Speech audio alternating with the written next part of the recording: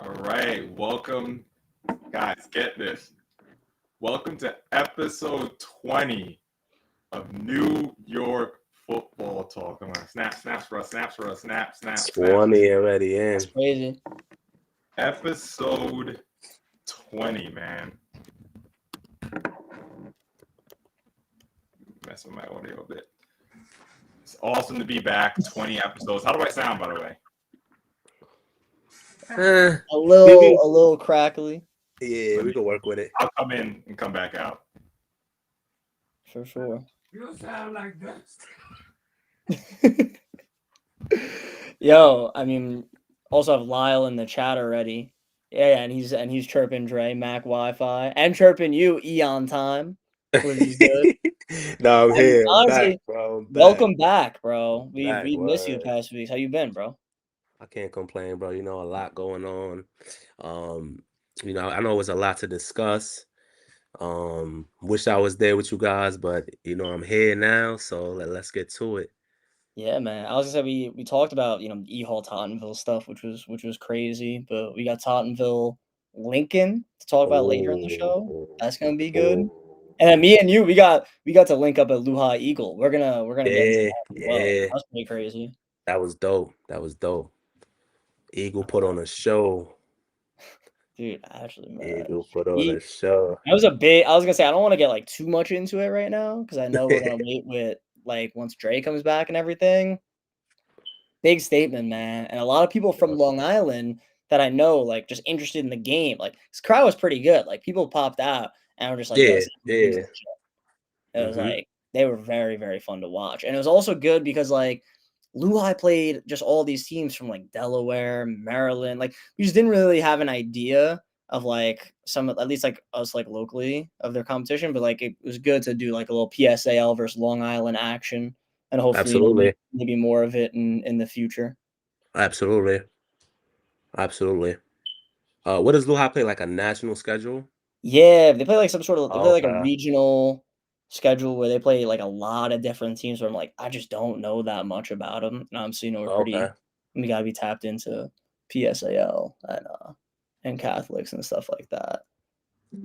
We got the Slaughter in the chat. Is that Flav? Yeah, we got the big Slaughter in the chat on the check, and he on time.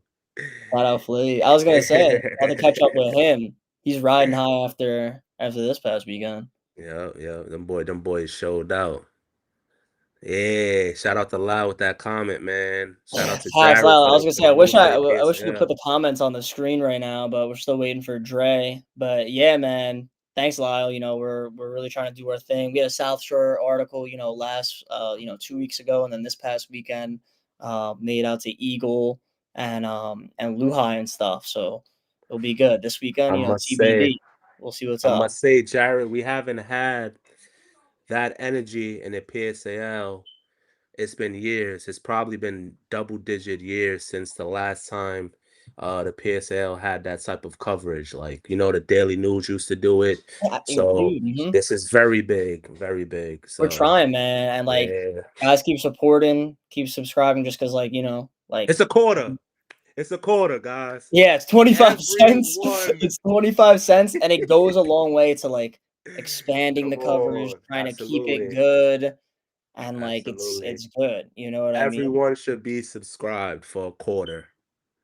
Like Jared just said, 25 cents. Come on, more things would come. Obviously, the more that's what we're trying, subscribers. Bro. You gotta show everyone that a lot of people care and love for the PSAL. So you do that by subscribing to show. I got higher ups at work, so we gotta do our thing. Yeah, I mean, Flav, and shout out to you guys with what you're doing at Eagle right now, man. It's pretty crazy. And honestly, like, I'm looking at the PSAL 4A especially right now after seeing what Eagle did this past weekend, the role that Lincoln's on. South Shore, I think, has won 3 straight. It's pretty crazy, like, how open like the league is, dude. And then we're gonna get into. Well, I mean, tier list isn't tonight, but like, it's pretty crazy because then E-Hall Tottenville was an insane game. I think Tottenville Lincoln is going to be an insane game as Yeah. well. So yeah, it's very, very competitive. It's kind of on, any given Saturday type of vibe, and that's what we need. That's what the city needs. That's what the culture needs, So I definitely love to see that. Shout out to Zaire Jones, man. This kid's been Yes. playing great ball all year long for APR. He had a couple touchdowns Keep it against up, Midwood, actually. yeah, yeah. Keep it I up, heard one of Zaire. his touchdown runs was pretty wild. I gotta tap into his tape, but yeah, APR they handled Midwood. I mean, we're gonna talk about that later, Yep, but yep. yeah, APR had another Sincere big on the game. check-in. They've only allowed. It's crazy because APR is 4-0 now. I think they've only allowed like 20 points. Oh I yeah. think it was like 20 points like total, and I think it was like at the end of each like game. Garbage time. Like garbage time. I'm not Mm, sure who in the 3A has actually scored on APR's starting defense yet, that's a great point. which is pretty impressive stuff. Oh, also Sincere Hester in the chat too. Bro, what a game he Yeah. had. I mean, Way the I don't wanna ball. Way spoil the all this ball. stuff. Dude, he was in the backfield. This Way the Eagle ball. front seven, like, they were honestly a huge difference maker. Like, I don't know if people read my article. Of course, I talked about the sliders and what their offense did because, yeah, of course, they stole the show and stuff, and all of them were scoring touchdowns. But the reason why Lehigh couldn't keep up was because of, that Eagle D. Yeah. They had Peyton very uncomfortable. Yeah, All great game, quarterback. I would say. Yeah, all game. So shout out to the trenches and Eagle. Linebackers balled out. We don't want to say too much. Like we keep saying, oh, there he goes, there he goes. Yeah, no, we're gonna get into specific names and stuff, but shout out to that front seven first off, Absolutely. because after that first couple drives, I was like, damn, this might be a shootout. Then they picked that thing up. Yeah, they Yeah. picked that thing up. It's like they were trading places. Dre, how you feeling? Guys, I think my internet just went out completely with the storm. Do I sound okay? Yeah, now you're Oh good. yeah, there's a I yeah, think yeah, I forgot I about think that. my internet just went out. I just had to run and get one of my hotspots. What? So I'm on a hotspot right now, but it looks like. But you know what? Me and E were talking about it. I could see this happening. Like I was like, yo, like the platform is messed up. I guess it was just my Wi-Fi. So catch me up. What have I missed? Oh, we was just quickly going over some of the action, waiting till Yeah. you pull back up. Talk to the So, chat a little bit too. yeah. Okay. So Yeah. Someone guys, asked for sorry. some 2A love. Shout out to Coach CJ, my We guy. will talk about a little bit about the 2A. Yeah. But yeah, so sorry for that. Episode 20 kind of got off to a rough start. But Lyle, Bill is The paid. Bills paid. Oh, the bill is paid. Yeah. So what's really interesting is that the stream could keep going without me. I think that's pretty awesome, actually. I was Yo, like, it is pretty crazy. Yeah. I was waiting for you guys to call me, be like, "Yo, Dre, like the show isn't working." Oh, We were holding it down. Yeah, we were holding. We knew it was gonna pop back up any minute.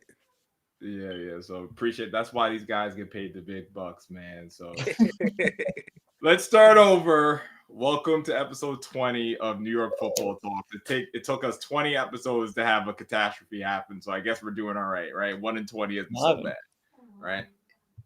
So I'm just gonna go through this quick because let's get into the action. Like we're already late. So of course, the $1,000 scholarship. It is up for all of the games of the week. Read the fine print at the bottom. Teams with multiple games of the week are only judged on their first game.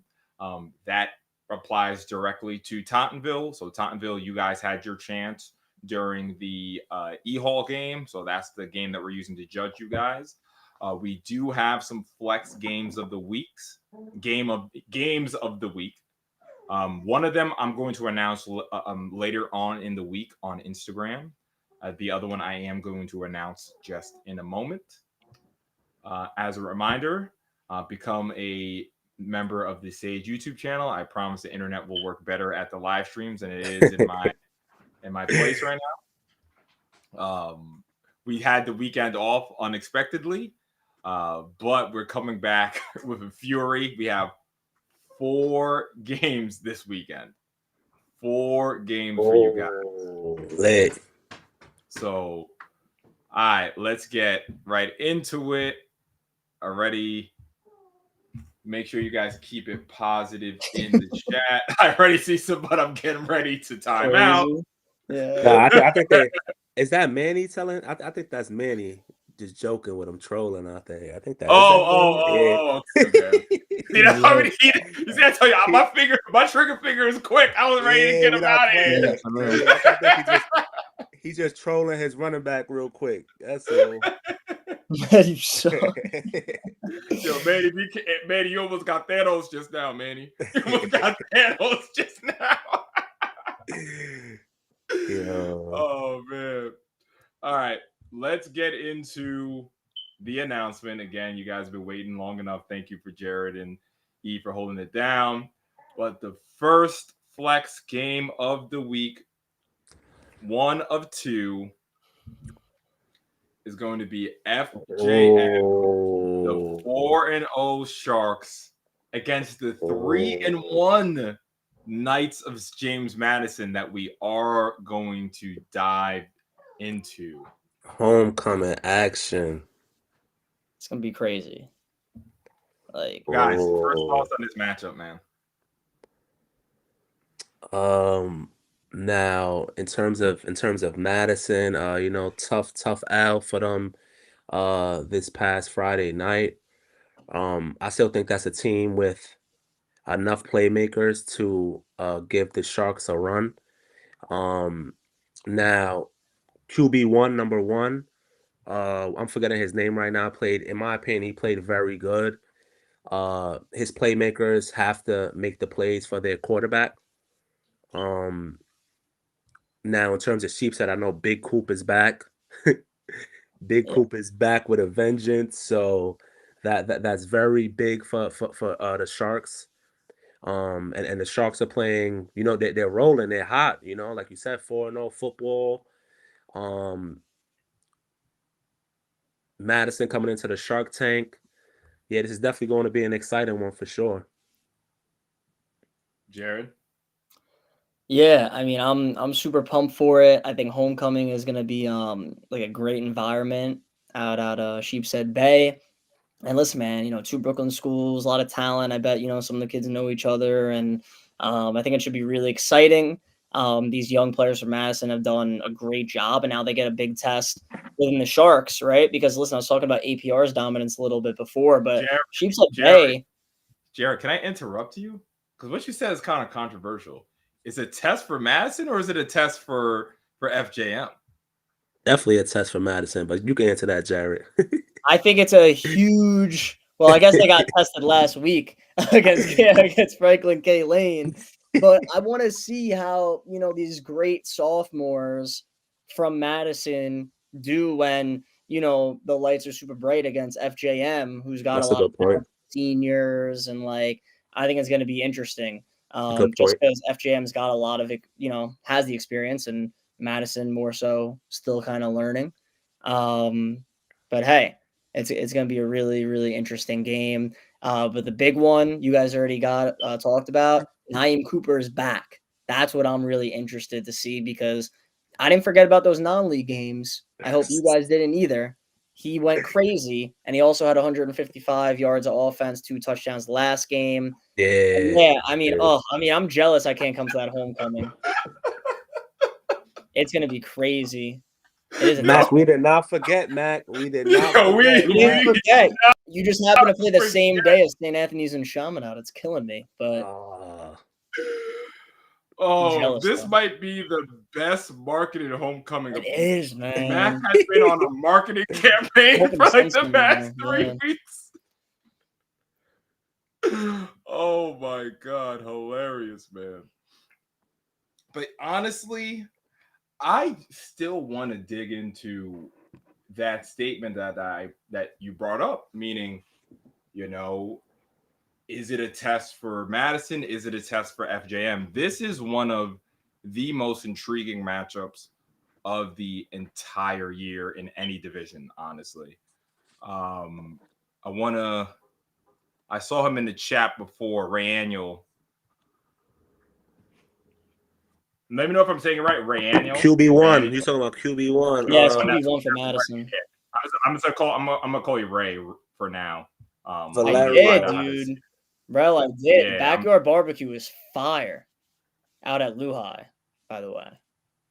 Yeah, shout out them. I had some, some great food. I wish I could try some of that homecoming food at FJM, but I wish I knew about that at Lehigh. Like, what? I would have pulled up. Yeah, weren't you there? Yeah, I didn't know they had that.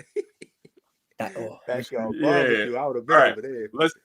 Let's stay on topic. Let's stay on topic. See, Mac is still disrupting the show. Listen, Ray is a sleeper. Yeah, he's good. To make some lists at the end of the year. Yeah. I think Ray has been playing incredible this season. Even if I look at we're gonna dig into the Lane Madison game. Even if I see a 4 for 14. Mac, chill, dude.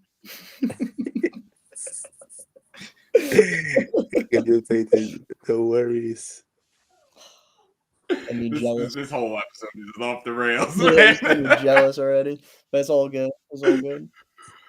But like I said, Ray has been like super efficient all week. I know that the Knights had some issues against Lane in this past week. I was really, really hoping to promote this as a battle of the unbeatens, but the Knights of Lane had other ideas for that, and I love that because when we I'm like, dang, I can't promote undefeated versus undefeated, but the playoff picture now in the 3A, it's beginning to take a bit of shape, and I'm really happy that Lane really kind of catapulted themselves right back into the thick of things in that 3A. So we'll get into that later. But just like you guys were saying, number 6, Gavin is a tremendous threat. Sophomore. Number 3, that's Leahy. Leahy is is Leahy number? No, I think Leahy's 5. Yeah, right? 5. Yeah. Travis Leahy is a great player. And then I got to get number 3's name. Give me a second. That's a player I was really impressed with. Let me see. I can't believe Ed just said that. Okay, Mr. Hunter. Yeah, Mr. Hunter. Not Najee Hunter. All players that I've been really, really impressed with. And this is going to be the Taz. Yes, that's his hopefully name, Taz. He's healthy. He didn't play against Lane, so he didn't play. If anyone can update us on his situation, he's definitely needed for Madison, but he wasn't suited up against Lane, so hopefully he'll be back. Hopefully it's not serious. Okay. So listen, Madison. It is honestly, I think it's. I mean, you can call this game either way, 50-50.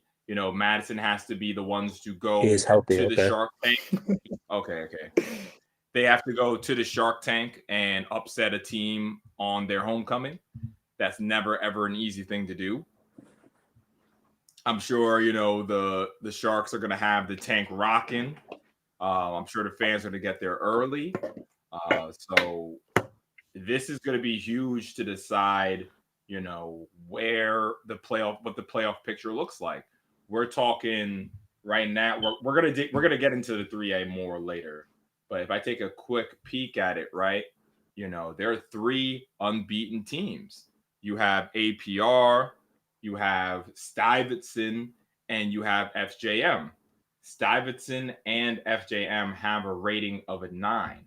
And sitting in 4th place as of now is James Madison. So if James Madison is able to move to a 4-1, we could be talking about James Madison as a possible 2 seed if we go with the history of what the PSAL has done when it comes to the ratings and everything like that. Interesting. But it also is interesting because if FJM are able to beat James Madison, well, now they beat a team with a rating of a 10. So would you deny FJM a top 3 seed with a win over a team with a higher rating? It's really exciting stuff. So for some people talking about the PowerPoints, I would be careful with the PowerPoints. Just wait until the end of the season. If I just take a quick peek at the PowerPoints from last year in the 4A, if I am not mistaken, South Shore had the second, I think, right? Yeah, South Shore had the second most PowerPoints in the PSAL last year, and they were the 5 seed in the playoffs. Oh wow, that's So nuts. Yeah, take it with a grain of Waited salt. the last day is crazy.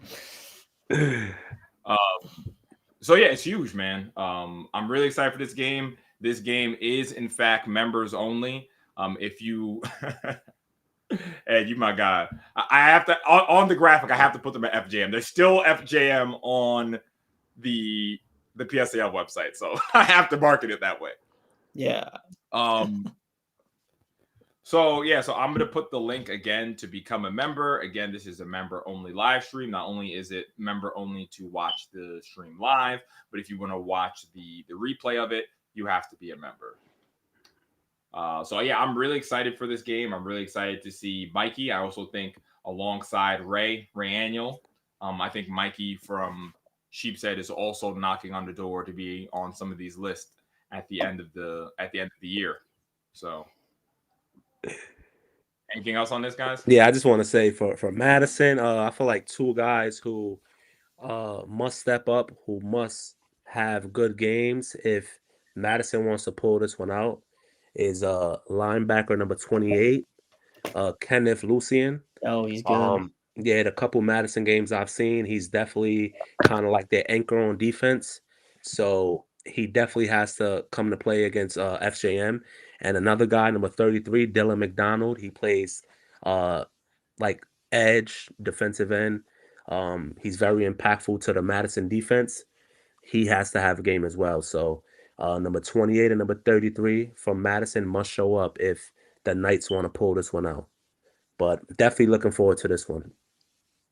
No, and honestly, I think I'm not even trying to play devil's advocate. I think this is gonna be a big test for the FJM, for the Sheepshead defense, man. You know, has the Sheepshead defense seen the kind of speed they're gonna see from this Madison team?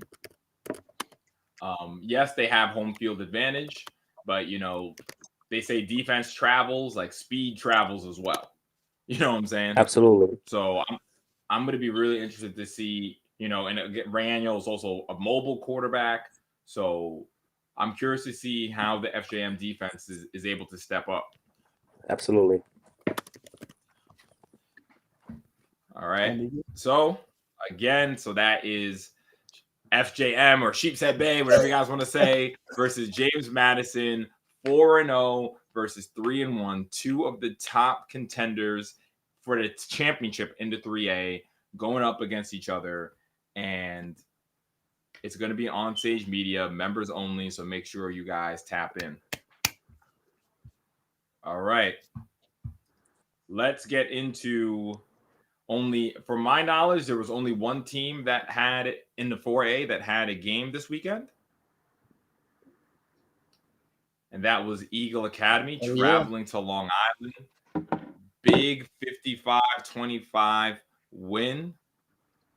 Some people call it a bounce back, bounce forward, whatever you want to call it. But, after a tough loss to E-Hall, this is definitely what Eagle Academy needed. So, Jared, I'll let you take this one first, because I know you got, this is one of the games you covered closely. Yeah, man, this one was crazy. I was looking forward to this for a really long time, just because going into it, Lehigh has an amazing offense.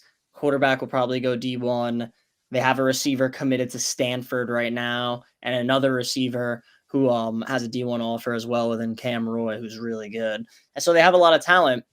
I'm like, all right, this is a great test for Eagle, who obviously the sliders, all the playmakers we talk about every single week, but the Eagle offense just couldn't be stopped, man. 55 points. Both quarterbacks, Aaron Smith and Morton Cobbleman, look tremendous.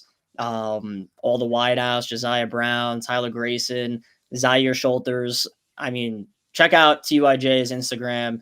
Zaire Schulters had one of the sickest plays, breaking so many ankles, Go to a team like James Graham. It was crazy. Volleys. So Eagles offense looked great, but for me, one of the big things was Flav. Jacob Butler's going to Stanford. He's legit. And part of the reason why they won this game was because Luhai couldn't keep up with them offensively. And it was because the Eagle defense came to play, right? I mean, Sincere Hester, BB, right? The defensive end had, I think, 3 sacks. Beatty Joy. That's how you pronounce it. Okay. Beatty Joy. Well, I'm going to know the name now. He had 3 sacks in the first half. He really played well. Shiloh Burgess had 2 interceptions. Like the defense, they were just making Peyton uncomfortable, playing well, and Peyton Robinson's an excellent QB. So big win for Eagle Academy, man. I think they really showed who they were against Luhai. So it's a good bounce back game and a great non-league win for the PSAL as a whole to go in and do it against a team that has Division I talent. Yeah, I feel like definitely you can see the energy from Eagle. They had a little pep in their step. Definitely a good, I would call it a get back win. After taking that out of E Hall. Like Jared mentioned, we know what to expect from these playmakers week in, week out. Very good games from both quarterbacks, Martin Koppelman and Aaron Smith. I think they had 2 tuds apiece, if I'm not mistaken. Zaire was damn near unstoppable out there, just making play after play after play. And we made a bold statement, which I'm going to say now, we made a bold statement in our group chat that right now Zaire Schulters is the 2nd best back in the city behind Tashawn Bent. So I think it's time that, people start putting respect on Zaire's name. People know, but he's waking people up week in, week out. I think it was good to see Juju have a game. Big receiver that could go up and snatch one. He had a nice game, few nice grabs, good TD catch. And that the trenches from Eagle was just, it's like they were taking turns. Like Sincere's like, yo, Chase, now it's your turn. Then Chase goes, yo, Beatty, it's your turn. KV was in there making plays. Can't forget Nate Ellis making plays. Yeah. And then it had me thinking, up front, if those Eagle trenches can play that style of game against some of these PSAL schools, it's going to be a very long day for a lot of these PSAL teams. Like, I haven't seen that Eagle defense, the Eagle front 7 click the way they clicked against Luhai, because they were all making plays. So if they get it rolling like that against a PSAL school, then that could be a scary sight. Three picks for the Eagles secondary. Shiloh with 2, number 21 with a pick. So if anyone knows number 21's name, Cottrell Scribner. Okay, shout out to Cottrell with a pick. So that's a very good win for Eagle. Against a very good quarterback, like Jared mentioned. A few good athletes on Luhai's offense.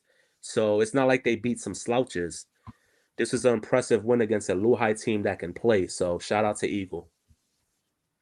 Yeah, to answer Ed's question, Luhai, it's interesting. They play they play a very regional schedule, honestly national, with how far they go, and a lot of talent on that roster. Just couldn't keep up with Eagle.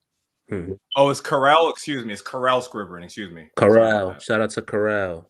Corral Scribner. Shout out to Shiloh, who in my opinion is a DB that's on the come up in NYC. He's definitely one of the top defensive backs for Eagle. And I feel like week in, week out, he's starting to, get his name out there more and more. So shout out to Shiloh, number 6 for Eagle. I got you. So the most important thing is, should we ban E from the group chat? He leaked the group chat. We got that's like the cardinal sin of a group chat. Your fate is in the chat right now. I made a poll. I didn't hear anything you said. I didn't hear a word you said just now. I say, yo, Nah, but look, Can I didn't say who trust said this it. man? I didn't say who said it though. Nobody don't know who said it, That's you know. facts. But That's whoever made the completely different. statement, Yeah. whoever made the statement, I said to myself, I've been thinking the same thing. I gotta bring this up. Nobody knows who said it though, so you know that's a good thing with it. Yeah. Well, right, yo, Look at Jared, Ed. E He really said, the favorite. damn, Ed, I gotta get Yo, banned. E is really the The favorite. honorary slot. Yeah. Look at Loud. Protect TYJ. Word, protect me, man. Hey, Loud is funny. Oh. Loud is funny. Yo, Jared, he's clear 71% no to ban him from the group chat. Like he's really the favorite. Bro. They'll all He be is like, the wow. 71%, 71 I'm leaking weak. the group chat. Because they ban agree with one? the Mad. statement. They agree with the statement. That's all that meant. That's fine. They All agree with right. the Hold on. statement. Let me go see some other of your statements in there. Then hold on. Let me. Chill. Oh, good. Oh man, that is Yeah, hilarious. that's funny. You see, Makai. I bet Makai voted yes because you still owe him a shirt. You know what I'm saying? He probably voted yes. Look at Ed. They said no so he could keep leaking info. Nah, They want you to. I'm weak. Y'all on a roll, son. Oh God, Y'all yo, on a roll, son. This is hilarious. 30 votes. 30 votes. 73% no. Yo, this is really the truest thing. This is really the truest thing. All right. Let's get this. Let's get back to this, man. Let's get back to this. So, Devin, we're gonna talk about this game later on in the week. Nice to see you in the chat. We're gonna talk about this game later in the week. We are gonna talk about the transit game later on in the show. So definitely stay tuned, Devin. All right, so the Eagle Luhai game. The first thing I want to say, and I was really thinking about this after I watched the game. Yeah, that is wild. Oh my God, Deli. What's up, Deli? It's the most unhinged. It's the most unhinged show we've had so far, man. He lives another day. That's funny. He lives another day. Yo. All right. So what I want to get to in this game, it's something I've thought about for a while, and I don't think this is crazy. I don't care if it's crazy or not. This is really what I think. In the class of 2027, as far as we talk about New York, I seriously think Josiah Brown should be a top 3 player out of New York. Dog. Now, I don't know what his measurables are. I don't know how fast he is, exactly how tall he is. He is a player that you have to watch his tape. And it's not just the touchdowns he scores. It's not just how he scores the touchdowns. It's also when he scores the touchdowns, when he makes a big play, who he makes big plays against, you know? If you talk about obviously the Battle of the Floss from last year, you talk about, the Canarsie versus Lincoln game last year where he shook the city up. You talk about, E-Hall with a excellent toe tap in the corner of the end zone.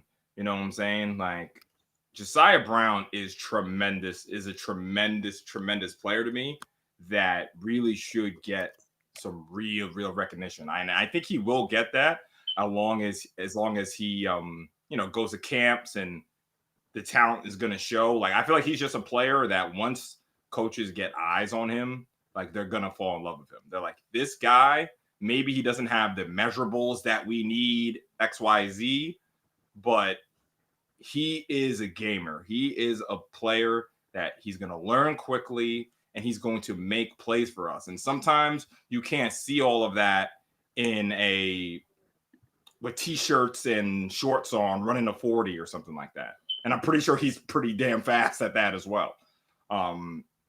He's just been so impressive to me, going from quarterback. Like, I don't know what he played in youth football, but everything, being a everything. Everything. Everything. He could play everywhere. So obviously, no, but I feel like that even adds to his stock because he comes in, he's not a natural quarterback, but then on our list, he ends up as one of the top 10 quarterbacks in all of the PSAL, right? He made plays that shook the whole city up last year. Now goes to a new school, a new program, and they say, okay, forget all that stuff you did. Forget all that stuff you did last year. Come play a new position, come play wide receiver, and come play safety. And he's a tremendous player at it. He's a top 10 wide receiver and a top 10 safety. That is in my opinion. I don't know what everyone else thinks.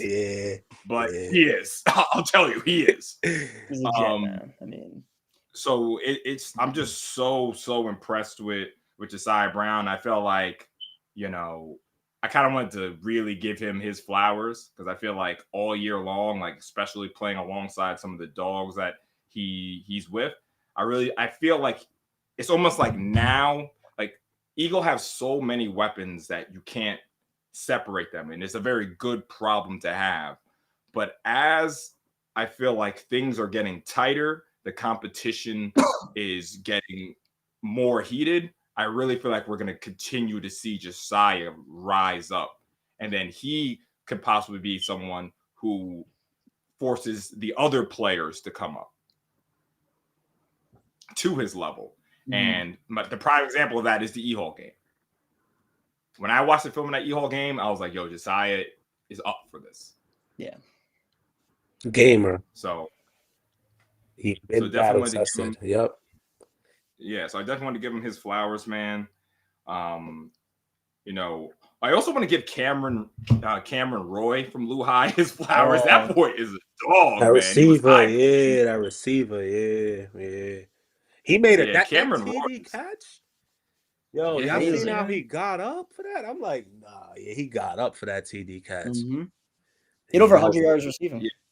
Yeah. That was a great grab. For sure. Yeah, it was my first time watching him play, and I thought he was tremendous. And I also want to give a huge shout out to the Eagle Academy, just coaching staff. Honestly, I thought they coached a damn near the perfect game. I know they punted on the first drive. They had the ball. Guys, correct me if I'm wrong. I don't know if they traded punts. Did Eagle punt again after that? I don't. Oh, maybe late fourth quarter, and that's maybe.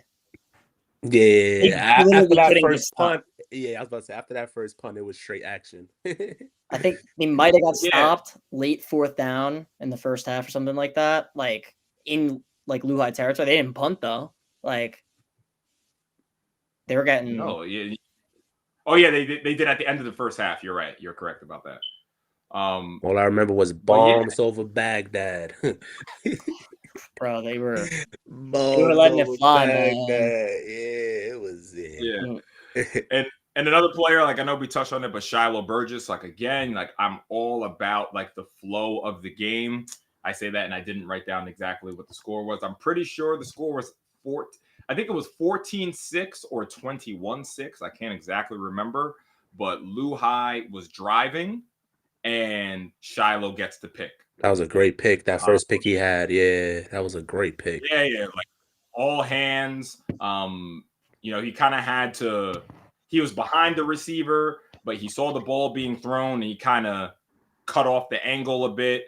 And as you cut the angle off, it's more important. Now I'm getting to like the minutia of football, but as you undercut the ball, right, the angle as you undercut the ball, right, you have to it becomes even more important to high point the ball.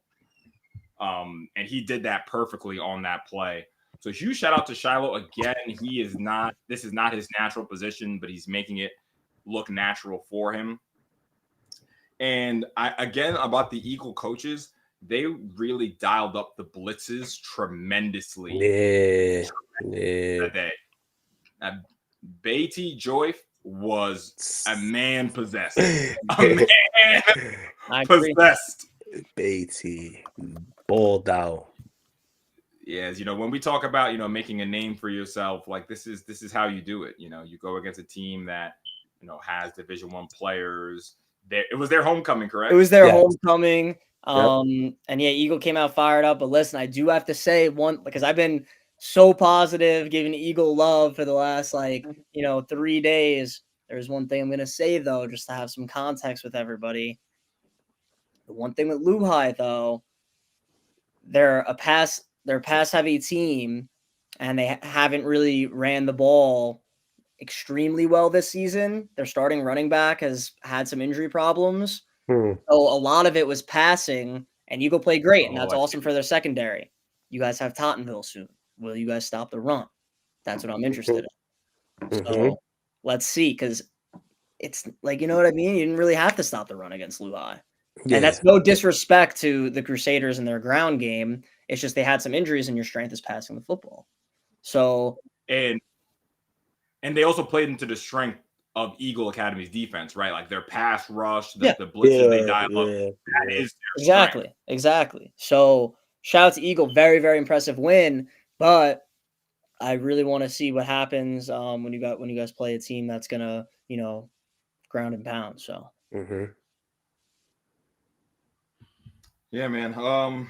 If I take a quick look, again, shout out to Cottrell for the interception. Even though I think he got called back for a roughing the passer, but it's a it did. Okay. Oh yeah, it did. Dude, I mean, the Eagle defense was flying around. It did.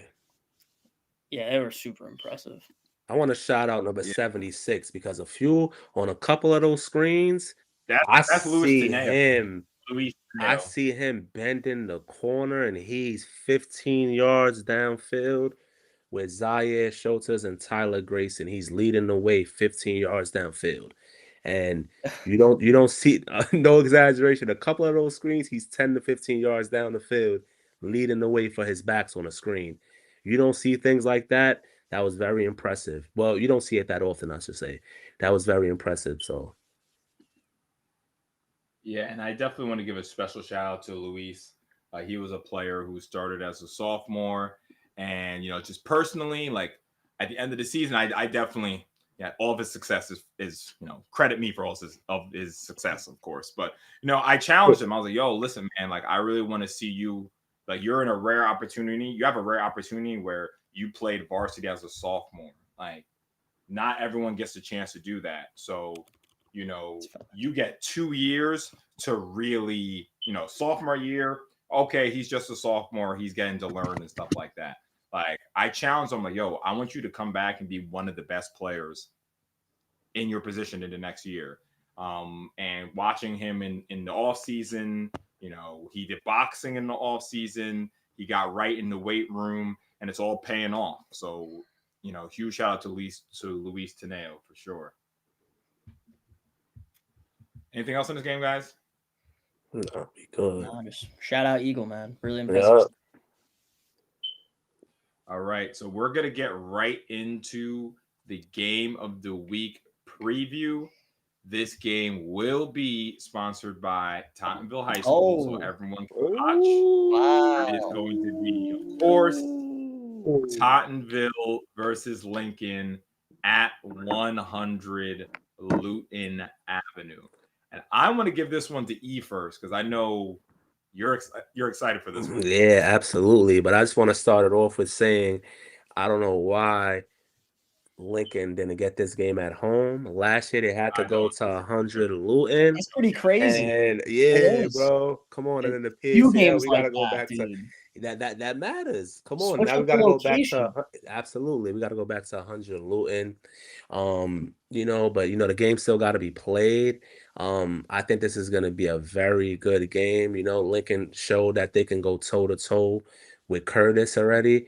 I feel like they're a confident group right now. They're on a 3-game winning streak, scoring 30 plus in each of those games.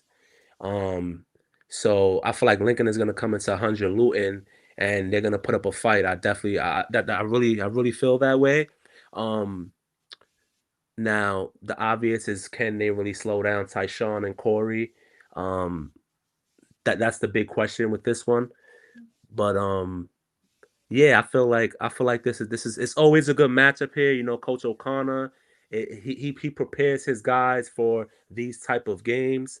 So I think Lincoln's going to have a great week of practice, and they're going to come in very well prepared for this one. So I can't wait to see how this one pans out. Jared? Man, this is really interesting just because of the role that Lincoln has been on, how well they're playing, they're finding their groove. But I mean, dude, they're going against a Tottenville team where last year, how crazy did Tyshawn and Corey go against Lincoln last year? Yeah, Tyshawn had I need to go look that up. Because you were there, right? Dre, I think you were there too, right? Tyshawn, I think, had 4 total TDs. I think it was 5 or something like that. Was it 4 or was it 5? He had a pick 6. It was crazy, bro. He went off. But at one point, that game was a shootout. It was. So that's the other thing. It was. And I don't know. Like, because Lincoln's been doing this game could go in like a bunch of different directions. Yeah. Where like Lincoln played Curtis in like a defensive battle, but I could see Lincoln playing Tottenville in like a shootout. You know what I mean? Yeah. Like that could actually happen. It is a dog versus dog game. Like it's so interesting to me, man. They're gonna have to find a way to stop Tyshawn and Corey. Not many people could do it. Not many people can contain them.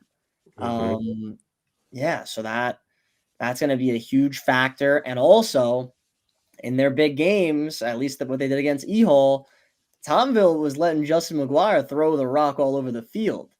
And they were looking really good.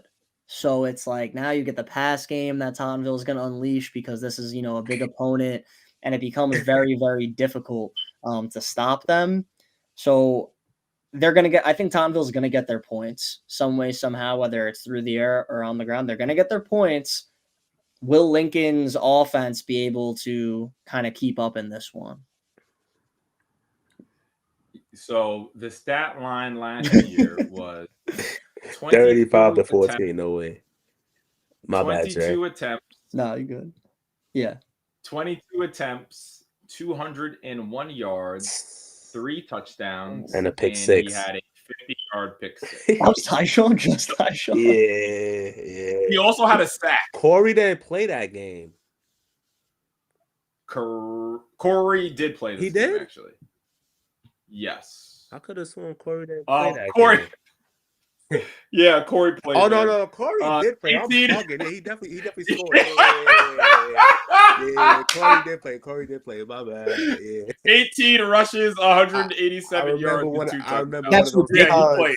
That's ridiculous. I remember one of those tuds Corey had. Yo, yeah, he was and out. Tyshawn had 201. Yeah, correct. Yeah. Yo, almost I'm gonna do some math. That's almost 4. Yeah, that's almost 400. 388. But like I said, at one point, I remember that game back and forth all night until, Tottenville did what they were supposed to do. They got a little separation, but it was definitely a back and forth game for I believe, mid third quarters when things started to, little separation, but it was definitely a back and forth game. I think it was a one. Was it a one score? Yeah, it was a one score game at the end of the halftime. And if you remember, Lincoln finally got a stop. Cayenne had like the huge run where like he had the huge run. I don't know if he cramped up or like I think he cramped up towards the end of the run. And they were on like the 20-yard line. They could have tied it, but they couldn't punch it in, and that was kind of. Like they were always down by like 2 touchdowns, and that was I think if someone correct me if I'm wrong from Lincoln, that was the one time they could have tied it up, and they kind of the offense stalled out. So this is something I'll say.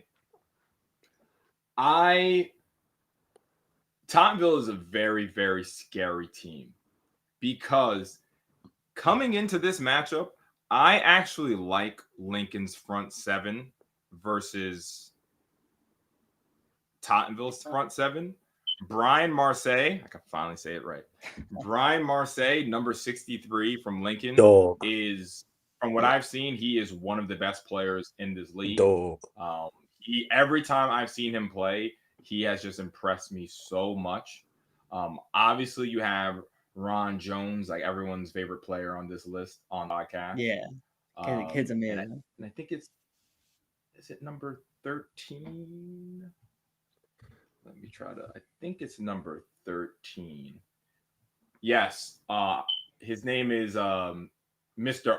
Alston. Mr. Alston. He's number 13 on Lincoln, and him and Ron Jones as a pair at linebacker are absolutely tremendous. And if we look at that performance in the Curtis game, yes, I understand it was the first PSL game of the season, but I think that defense really had a chip on their shoulders, you know? And I think they're going to come into this game with that same chip. Absolutely. Also, LeBron Hicks and Jaden Brooks on offense have really been stepping up. Christian Borhe has been able to get them the ball. Lincoln has a 6'5" left tackle. Ooh. Yeah, number 71, I think. Number 71. Wow. Okay. Oh, yeah. I missed that. 71. Trey Frank. Okay. Yeah, Trey Frank. I definitely missed that. So I do think in that aspect, I think they have the tools to slow down the Tottenville rushing attack. Where I think they will really, really have to step up is this is not the Tottenville of old, and that's because of the two people on this graphic right now.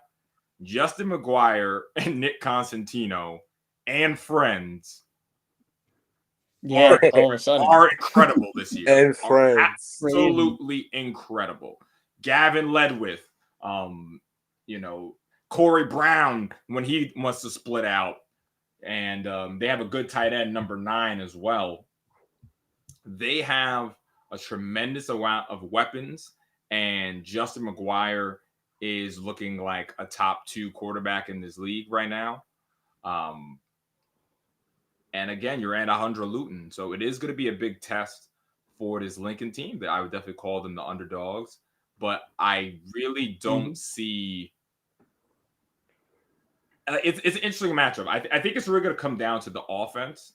I feel like the Lincoln offense definitely needs to step up. Now, when I say that, I understand that they have been scoring points and they have been doing well numerically over these past few weeks. But when you are a team like Abraham Lincoln, you are judged off of what you do against Tottenville, Curtis, and Erasmus Hall. Like they've earned that. So against Curtis, they were moving the ball, but they struggled to finish. Mekhi Negron has been running very, very well lately alongside Christian Young. So I think that it's tough. I could, just like E said, I can see this game going either way. Like it could be a high scoring affair, and I also think it could be a slugfest as well. Anything else? I feel like it's a few playmakers for Lincoln, other than the backs that have to step up. Francisco Ortiz Jr., he's been playing well for Lincoln all year long. He definitely has to make some plays for this Lincoln offense. You mentioned LeBron Hicks. I'm noticing that he's being used more offensively. He had a very nice long touchdown against Brooklyn Tech. Number 14. That's another one of Lincoln's receivers. Let me get his name really quick. But these guys, Johnny Basil. Johnny Baisley. These guys have to contribute and make plays and make Borges' life easier to not have so much pressure on Christian Borges. Borges going to make his plays, but you don't want to have so much pressure on him when he's forcing throws, and that may lead to turnovers. So those 3 guys that we just mentioned, they definitely have to contribute in certain areas and certain times of the game for sure. Yeah, and I want to say this, and I'm just going to say it. This is not the place to make a big turnover, a big mistake. No. Could you arguably say E Hall was good enough to turn the ball over and still win that game against Tottenville, you can arguably say that E-Hall was good enough to make a big mistake and still be in that game against Tottenville. I don't want to find out on Friday night if Lincoln are good enough to make a mistake because I want to see them play a clean game. I think if Lincoln has a big turnover in this game, the Avalanche can start. Mm-hmm. You do not want to give this Tottenville team extra possessions. Like that is like the number one thing you do not want to do, especially with this version of Tottenville. So just like Wheeler said, the QB plays could be big. Have to protect the ball, and you have to execute on the road.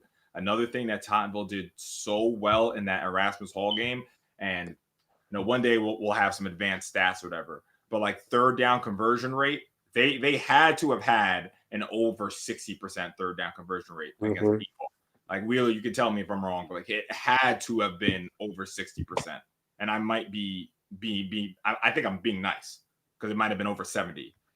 Tottenville were so tremendous on third down, and it's really gonna be up to Lincoln to be as good on third down, because in that Curtis game, again, they were able to move the ball, but the drive would stall when it mattered the most. Like you have to be able, I know, teams don't have great field goals, kickers, some of them don't, but you say, the typical term is to say, you have to make your threes into sixes. And let's just say that here, like you have to, if you're in the red zone, it has to be a touchdown. It has to be a touchdown in this game. So yeah, man, we'll see. 100 Luton, we will be there, man. We will be there. Anything else, guys? One quick thing, just because I noticed this with the E-Hall game, when E-Hall did kind of, slow down Tyshawn and Corey, obviously Tottenville went to the passing game. I really want to see Lincoln's secondary and how they respond if they're in the same situation. Their corners are great. Jaden Brooks is really good. LeBron Hicks is really good. They're both playing offense too. So, playing both ways and trying to keep up with those Tottenville receivers, especially if needed, if Tottenville really decides to air it out, it's gonna be a good story to watch. I read LeBron. That's kind of yeah. No, I actually just put that's what I'm wondering to see. I want to see how Lincoln DBs are, and if it is, and I know you guys are really good. Real straps over here. Okay. Yeah. Let's see it. I mean, Sage standout game of the week, right? Yeah. Let's see it. Listen, man. All these social networks and new computers. that's what Sage Media is for, man. Like, listen, let's get to it. I just put a poll in the chat because I really think that this game is really, really intriguing to me. So I'm gonna start doing this more with the polls and stuff like that. So get in the chat. Let me know who you guys got in this game. All right, so we're moving on to 3A talk. We're not going to go over every result, but there was a big result in the 3A. Big result, playoff implications, all of that. Franklin K. Lane, 14-12 over James, a previously undefeated James Madison. Have to give you this one first, man. Yeah, so this is obviously a game that it's safe to say this was an upset. Madison came into this game undefeated. Lane, they played hard all night. Very gritty on defense, I will say that much. I wish I knew the defensive coordinator's name, but very gritty bunch on defense. So shout out to the Lane DC. But one thing I want to point out about Lane is that a lot of their guys are freshmen and sophomores. Now, Lane had a group last year where they lost in the semis in the 3A playoffs. A lot of their main guys graduated. So shout out to Coach McCollery. I hope I said that right. I always say his name wrong. These guys are coaching these young players up over at Lane. Now there's a freshman quarterback, number 6. He had 169 passing yards. Dwayne Roberts with 2 TDs. 212 total all-purpose yards. He also had 43 rushing yards. Sophomore, Devontae Francis with Madison had Lane pinned on, I believe, the 2-yard line. Devontae Francis caught a post and took it for 98 yards to the crib. Just a very 98 yards. Yeah, it had to be at least 98. It was It definitely. was Oh, 99. okay. See, 99. I knew they had them. Isn't that They had them crazy? pinned. 99 yards to the They had them house. pinned. I know that. Madison, He got hit while throwing. great win for Lane. Like I said, very young group with some talented players. But Madison offensively, I feel like they played sloppy. Like I said, they didn't help their quarterback one. A lot of key drops. Just didn't capitalize on their opportunities offensively, Madison. So, now they have a very big matchup this week, like we already talked about, against FJM. But shout out to Lane. Let's give credit where it's due. Shout out to the underdogs for picking up this big win. Yeah. Yeah, I mean, huge win for Lane. I don't know, besides the kids on the Lane team and the coaching staff, I don't know how many people actually picked them going into this game, with how well Madison's playing and everything. So the fact that you're able to come away with a 14-12 win, absolutely huge. Dwayne Roberts as well. I mean, you're a freshman quarterback going against an undefeated Madison team, and you have 2 touchdown passes, and you're able to guide your team to victory. That's incredible. And Devontae Francis, like he was saying, is one of those sophomores, and he's a wide receiver. He had that 99-yard touchdown catch. I mean, freshman to sophomore coming to play against a great 3A football team. It's very, very impressive. So the fact that Lane was able to do this, being big underdogs, now all of a sudden, because we look back at week 1 when they got they couldn't compete with APR. Now they're starting to figure it out. This young talent, you win this game, you're 2-2, and you have a lot of momentum on your side. You're in business if you're Franklin K. Lane. No, you're absolutely right, and that's something I wanted to talk about. They lose in upset fashion. Yes, I would say they lose in upset fashion to John Adams in week 1. Oh yeah. Oh, Yes, that's what it was. they Yeah, it lose. was Adams first, then APR, Yes, maybe. then Right? they lose to APR, who we are Okay. going to talk about next. Yeah. We are going to talk about Yeah.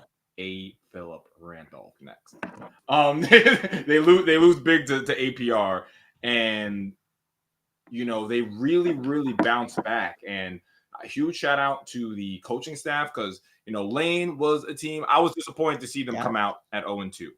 They Because coach. They Big shout coach out. over there. They definitely coach over Big there. shout out to the coaches. I was disappointed to see them come out at 0-2, and I think they were disappointed themselves. Last year, they had tremendous athletes, had a tremendous campaign, fell short in the first round of the playoffs. But you kind of looked at Lane as the team that could take the next step in this division. And when you go and win 2 games in a row, wow, they have 4 home games in a row, by the way. That's kind of crazy. Someone was saying that, that it's a tough place to play, so you go and win 2 games in a row, you again grab your season by the horns and take control of it. After that APR game, I'm sure there were words in the locker room. I'm sure there were words at halftime. I'm sure there were words in the first quarter, the second quarter, third quarter, fourth quarter. And it was, I'm sure it was a long bus ride home from, George Washington Field all the way back to Brooklyn. And this team definitely did not put their head down. And to win 2 games on the road, to go and upset again an undefeated James Madison team, is just tremendous, and you have to give all the credit to Lane. And clearly, this was a thriller, right? 7-6 in the first quarter. They score in the third quarter, so now it's 14-6. Not to put you on the spot, but I'm assuming when Madison scored in the fourth quarter, it must have been a really high pressure 2-point conversion, right? Yeah. What happened on the 2-point conversion? Let me think. I know Gavin scored. Gavin was the one who scored. And then what happened on the 2-point conversion? They obviously got stopped. I'm trying to remember what play they ran. Did they score late or early in the fourth quarter? Late in the fourth Oh, quarter. late in the fourth quarter? Yeah. It was definitely late in the fourth quarter when they scored. Yep. Gavin scored on a passing play. I don't remember what was the conversion though. That's crazy. But yes, someone in the chat can remind us. But yeah, you have to give respect to Lane for really stepping up. And to Madison, of course, it's a disappointing loss. From what I heard, there were some miscues on offense. Yeah. Also, incomplete pass on the 2-point conversion. Okay. And it's one of those things where, just like we spoke about Lane and their long bus ride home after getting beat up by APR, this is kind of like your moment where you kind of have to really, your season's not on the line this week, right? I think Madison is a playoff team and all of that. But what you want your season to be? Do you want to be a 4 or 5 seed in the playoffs, or do you want to be a 1 or 2 seed in the playoffs? That's what this game against FJM can really decide. Obviously, after a loss, of course, people are going to look and say, okay, well, is Madison who we think they are? FJM is flying high. It was supposed to be a battle of unbeatens, and then this happens. Now it's time for you to kick the door in and be like, nah, it's quiet for all that. You know what I'm saying? Like, that's exactly what Lane did. You know what I'm saying? Like, they said it's quiet for all this. Like, we're not going 1 and 3. It's quiet. You know what I'm saying? So that's football. That's competitive sports, man. Like, some days you're not going to get the 2-point conversion. Just like in your game against Truman in the first week, right? That game could have gone left very easily, but you guys took that game and you took control of it, and now your season is looking really, really bright. So this matchup against FJM, I really think this is a marquee matchup. Like, when we look back at the football season, I think we're going to look at this game like, yeah, this is one of the best games of the season, honestly. I can't wait for it. Anything else in this game, guys? I just want to shout out one more kid from Lane who I think the kid has potential to make plays for them. Only a sophomore. He was wearing number 1. Kealan Louis. He had a 33-yard touchdown catch. He's a sophomore too? The kid is very shifty. Wow. They were also giving him some handoffs, and the kid is definitely a shifty, fast kid who can make plays. So, like we already mentioned about Lane, promising future. When I actually looked through the roster and seen the classes of these kids, a lot of their key guys are freshmen and sophomore. So that's a very positive thing to look forward to if you're coaching these kids, because things are only going to go up. So yeah, that definitely shout out to number 1 on Lane. Absolutely, man. So let's get into the favorites in the 3A. Yes, I said it. I said it. I said it too. Oh, I had him ranked 7th in my newsday. Another 40 ball.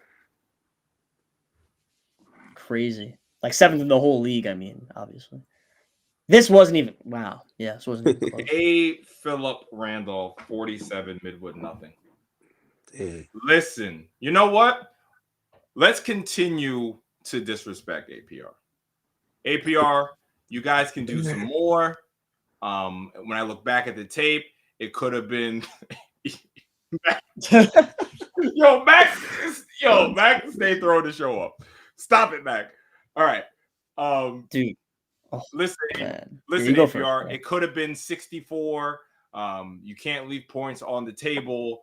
I feel like you guys need to step up and throw the ball more. I think you guys need to run the ball more efficiently. Yeah, you guys gave up, 0 points, but 0 points. I mean, let's see how many yards you guys gave up. I mean, let's be honest here, right? I mean, hey, you know what? You guys didn't score any points in the first quarter. You know what I'm saying? Like that's what you guys can improve on. Midwood doesn't even have any stats up here, but you know what? Like, you guys could have done better on defense. Midwood was fed up. They didn't even put no stats up. So APR, I think you guys can do better. Yeah, Manny, yo, listen. Manny, throw the ball more, Manny. That's what we. Manny with the Nick Saban answer. We definitely can do better. We definitely could do better. Yep. Listen, man. We here for it, guys. We here for it. All right. We here for the action. No, not what I heard, Lord. Not what I heard. Put it in wrong. 34 in the second half, though. Pretty crazy. Excuse me, second quarter. Pretty crazy.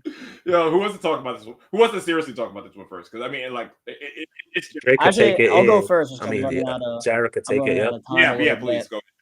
But yeah, that APR defense. I kind of mentioned it a little bit earlier when it was just me and E. I want to go back to this point. I think they've only allowed, I want to say, 20 points in their first 4 games total, and I think they're all those points come in garbage time. So I'm not actually sure what 3A team has scored on APR starting defense yet. So that's pretty crazy. So really want to shout out the defense just because I don't think they get enough love for what they've been doing. And Jair Edwards, listen, we knew how good he was coming into the season. He had 4 tackles for loss and a sack. He was, incredible. And obviously, Zaire Jones, Isaac Swazo, just a lot of talented guys. Ahmed Torrey's also, playing defense. And yeah, APR is just trolling each other in the chat right now. Manny, if you want me to Thanos them, let me know, boy. If you want me to Thanos them. Yeah, Manny, we got your back, man. And I want to say running the ball, they were, over 300 yards total. I assume they dominated the trenches. Yeah, just a big win another big win for APR. They're currently rolling. I actually think they have an interesting matchup this upcoming week with Truman, who I know you guys are gonna talk about, but I think that's actually pretty interesting. I don't think it's a 47-0 game like this, is what I'll say. Yeah, I think APR is going to beat Truman, but I think it's an interesting game, and I think we should all keep an eye on it. Listen, Jared, I know you had to dip, man, so I'll give your exit. I do. Gentlemen. We made it all the way to the end, pretty much. We'll stay on for another 20 minutes. All right, good stuff. See you next week, bro. No, absolutely. All right. See you guys later. Chat. I'll see you. And yeah, see you guys next Monday. E, your thoughts on this one, man? I know we were just Manny's in here trolling. He had a day, 4 total touchdowns. That's impressive. Really impressive. 149 passing yards, 52 rushing yards, 3 through the air, 1 rushing. A mentor doing what he's been doing all year, 100+ yards on the ground, with a touchdown. Then they had a sophomore kid. I'm not sure who this kid is, but a sophomore kid, Jason Joseph, 76 yards with a touchdown. Like we mentioned before, you came on the show, Dre, Zaire Jones. I feel like that's a kid who's been playing great football all year round on both sides of the ball. He had 138 all-purpose yards, 56 rushing yards, 2 catches, 82 yards with 2 TDs, 3 total TDs on the day for Zaire Joseph. I said Zaire Jones, I'm sorry. So shout out to him. But yeah, APR, man, 40+ points in 3 of their 4 games this year. So they've been playing good football all year round. You know, they you can say they've been on fire all year round. So it's just a school that I can't wait to see as the season progresses. Yeah, so I was having some fun earlier, but this is just a tremendous win. Midwood is not a bad football team, and to do this to them, pretty sure this game was on the road at Midwood, is just Yep. tremendous. It was And at Midwood. Yep. I think this APR team really has a level of focus that championship teams need. I was always, I'm not even saying it's like to cover me or whatever, but I was always kind of like, listen, like I know Stuyvesant, I know Sheepshead Bay is playing very, very well. But the two teams that deserve at least the preseason credit and expectations are APR and Truman for how they finished in the last season in the semifinals. And Truman can definitely still get there, but APR's this defense is really tremendous. And the thing that I saw from the defense is the athleticism they have on the outsides with Isaac Suazo and Zaire Jones. Seeing Manny 5 for 7, 149 yards and 3 touchdowns. This is a very, very important stat line to me. I don't exactly know the flow of the game. Wasn't able to see it, but I will say it again, and the APR guys will see me in real life, and they'll tell me I'm a hater. I value balance. I value balance when I judge football teams at the high school level. Balance to me is what gives you the highest percent chance to make it all the way and win a championship. Why do I say that? Because once you get into these high level matchups, the high level teams are going to be able to take away what you do best. Mm-hmm. Or at least they won't let you just do that from rip. You know what I'm saying? It's like our game plan is to take away your running game. Before you can go back to your running game, you guys got to give us a reason to stop doing what we're doing, And those games come in the for a team at the level APR, this could come in the semifinal. Like and APR is a team with the expectations to get back to that point. So seeing Manny throw for 149 yards and 3 touchdowns, it really is a tremendous number. Zaire Jones with 3 touchdowns on the day. Yeah. He is a really real. He's a burner. He's been putting on all year. Yep. He's been putting on all year. He's a burner. It brings great balance to honestly, their offense actually is all. There's a lot of speed on this offense, to be honest with you. Yeah. Ahmed Torre, Zaire Jones, Isaac Suazo, number 3. That's De Los Santos, right? No. Someone let me know it's number 3. I think it's number 3. I don't think I see him on is it Christian Torres? No, he's number 4. Okay, it's number 4, excuse me. Christian Torres, like he's a good back as well. Listen, APR, you guys, you have everyone's attention now. You have everyone's attention. What does that mean? We're looking at you guys like you got to be in the semifinals. You got to be in the finals. So this is the expectations that are on you. If I look at the run for the rest of the season, Truman, Utrecht, Bayside, James Madison, listen, APR is going to be favored in every one of those games. Mm-hmm. Now you have those expectations. Like we're looking at an undefeated APR team. Can you handle that? You know what I'm saying? So that's what Coach Perlow wants, though. That's what Coach Perlow wants.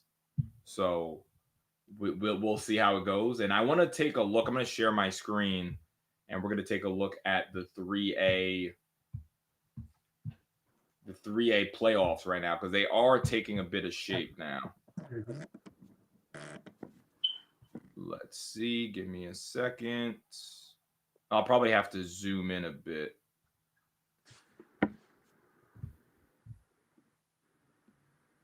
Okay, you guys should be able to see my screen. Someone in the chat, let me know if I need to zoom in more. I know some people watch on televisions. APR scoring 50 on Hayes. Relax. So when we begin to look at this, the peg legs. Yo, you know that's Stuyvesant, right? You know that's Stuyvesant, right? I don't know what that is. Yeah. Is it supposed to be like a pirate's leg? Is that what the peg leg is? I gotta Google that for real. I don't know what that is. Guys, let me know what is a peg leg. By the way, the I forgot the poll was running 71% Tottenville. Wow, that definitely started closer, Renee. Whoa, 71% is crazy. Yeah. So if we take a look at this playoff picture, you know, it is beginning to take shape a bit. You have 3 unbeaten teams. You have 2 at 3-1. Great win from McKee, by the way, to get up to 3-1. You know, after having a tough outing against APR, and then again, Lane being able to get that huge win. It's a man with a wooden leg, so it's not necessary based on Peter Stuyvesant. Damn. Yo. I'm showing my ignorance. Who had a peg leg? No, I'm sorry, Stuyvesant. You know, like you guys are playing great football. I just never knew what a peg leg was. Like, Trey, I'm gonna go look up Peter Stuyvesant and forgive my ignorance on that. Yeah, me too. So you know, we talk about Lane and Truman sitting at 2-2, and then we have, you know, a couple of these 1-win teams that are going to have to make a run at the end of the season if they want that 8th spot. I would say that, you know, the teams with 3 wins, you know, what do I always say? Yes, Ed, someone did mention Hayes. You know, what I always say is that you need 4 wins to get to the playoffs. So I would say that the teams with 3 wins are looking good. Mm-hmm. So if you say that there's 5 slots taken, you know, you have Elaine and Truman who are in pole position for the 6th and 7th seed.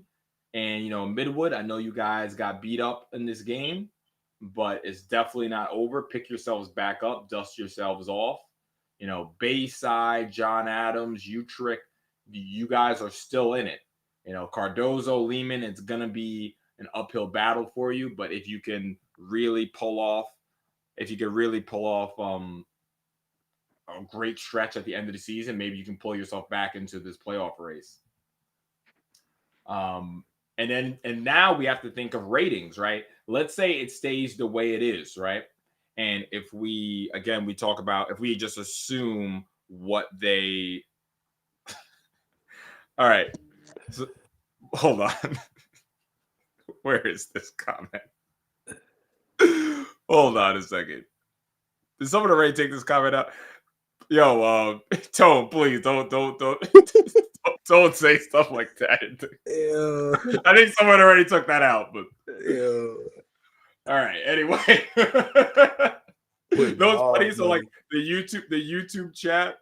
So I have the YouTube chat on the platform and the actual YouTube chat. So if someone takes if one of the mods removes something from the chat, it still shows up on this platform.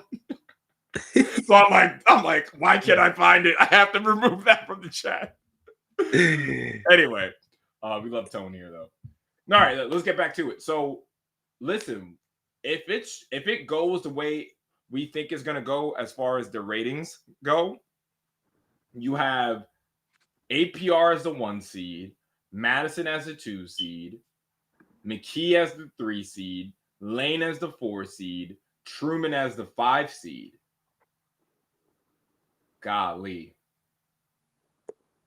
I mean, Sheepshead Bay as a 6 seed, that's that's oh, boy. Imagine rolling to the quarterfinals, damn.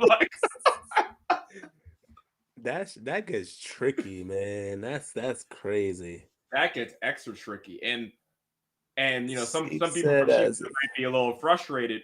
Well, honestly, I mean, Sheepshead could be either the 6 or the 7 seed, depending on if Stuyvesant finish above them. 7 seed. What? The Sheepshead and Stuyvesant play each other? Oh, on Halloween. Oh, on Halloween. Yeah, that's spicy. That's spicy. Oh, Flex game. Flex game. We might have to be there. Flex game. Oh, yeah, that's lit. That's crazy. That's lit. That's crazy. That's lit. Yeah, that's gonna have obvious major implications for the 3A playoffs. Wow. So let's see. But again, we also don't know how it's gonna work out, because are you gonna deny a Sheepshead Bay team a top seed in a home playoff game if they're able to beat a team in James Madison with a 10 rating? You know what I'm saying? Like, that's what's different from last year. Last year, nobody you played your rating last year. Yeah. So now mixing it up, I'm curious to see if they would give Sheepshead Bay a good seed, regardless of the 9 rating. What do you think about that, man? Nah, I definitely agree with that. I feel like, first of all, Sheepshead at like a 7 seed is just crazy. That doesn't even sound right. But yeah, if they end up beating a team like you just said, like Madison, that's gonna be very impactful to their power points and their position, right? Believe it or not, for years I've been confused about power points in the PSAL. Like that's always the power points thing always gets me. That's always tricky to me. And PSL drags their feet updating these power points. So, but I tell you this much: whoever sees Sheepshead in the playoffs, that's a tough matchup regardless for what FJM. I'm sorry. Whoever's playoffs on a roll, wow, that's right. I not getting a home game. Yeah, that's right. tough. I do agree with you. I honestly think they should release me with demand to the PSL. If they could release this like ASAP, just so teams like know, because just what I'm saying, right? Like, can you actually deny Sheepshead a home game in the first round of the playoffs? That's not right. That's not fair. You know what I'm saying? Like, that's not fair. We definitely could use some clarification. Yeah, absolutely. Yeah, absolutely. No, but Tone, like, even with this, right? Like, again, let me just show everyone what I'm talking about, because a lot of people, like, especially because I do the podcast, a lot of people. I'll when put up Sheepshead beats Stuyvesant, they're gonna jump. Battle of the abbreviations. Yeah. This is the message of the night. That is really funny. This is in regards to this battle of the abbreviations. That is hilarious. Okay, so I'll put this up. So this is what Tone said, right? So again, let's show the 3A division from last. Oh, because she said we're 2A. Okay, give me a second. Even his comment right here, that doesn't make sense, which is true. I remember this. Truman 8-0 last year. They have a road game first round against Lane at Lane. It's like, what? Like, how?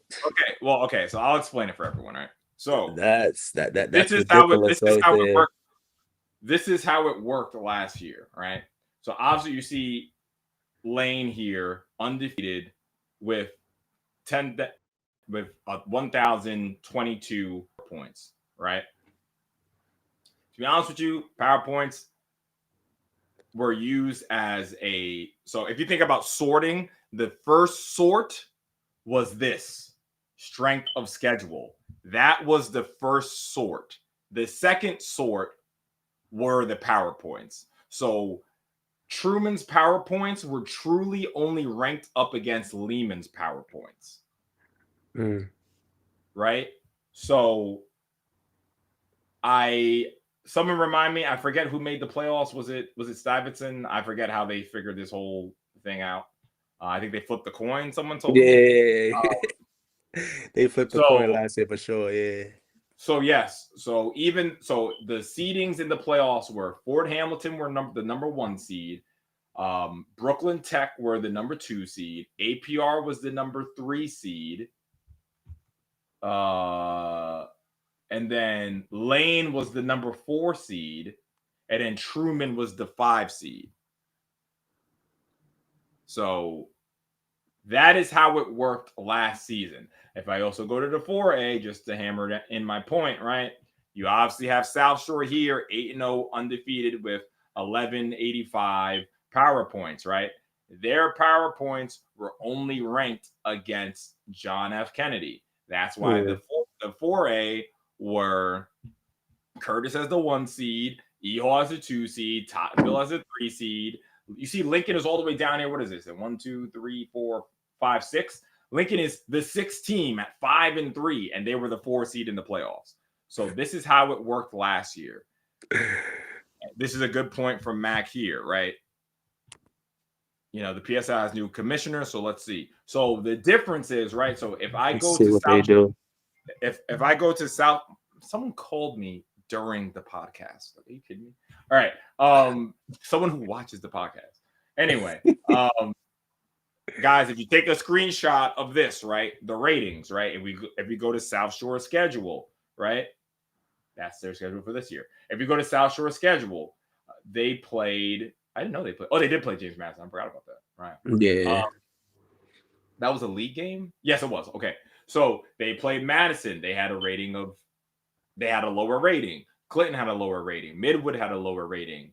McKee had a lower rating. Port Richmond had a lower rate. Did Port Richmond have a lower rating? Actually, Port Richmond might have been the one team that didn't have a lower rating, right? Okay, so Port Richmond. Oh, man. So, yeah, guys, I don't know what I'm talking about then, because Port Richmond actually did have a rating of 12. South Shore beat them, and they still had to go on the road. Yep, my theory live on the podcast. Nah. Yep, I don't know what's going on. The PSL just gonna hit us with a schedule. That's what's gonna happen. Mac, that's what's gonna happen. Pack your bags, buddy. You're headed on the road. Dre, pack the orange slices, pack the Gatorade. You're on the road, buddy. Mac. The 2A Road Warriors, get ready. Get ready, whole Mac. theory just fell apart when I remembered Port Richmond had a 12. Now, you could say not every rating is built the same, is judged the same. You could say Port Richmond were 0-8 last season, so a South Shore beating a Port Richmond would not be as impressive as a Sheepshead Bay FJM beating a James Madison. I throw my hands up. I don't know. It goes by who you beat. They wins.